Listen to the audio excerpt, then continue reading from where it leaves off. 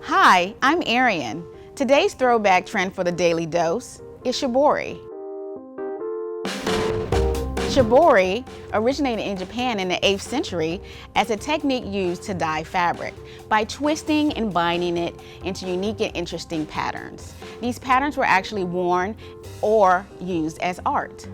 Then in the 1960s, the technique became popularized by the Woodstock movement. Festival goers wore tie-dye to express themselves through fashion. But today, we can see that translate into the home. For example, these colorful boxes are perfect for hiding remotes. And if you have a neutral setting in your home, you can add a punch of color using these Shibori pillows.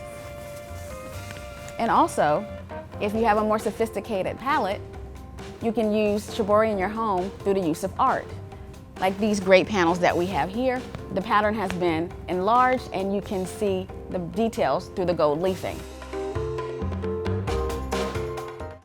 Only one network brings it all home. The Design Network, Home Revealed.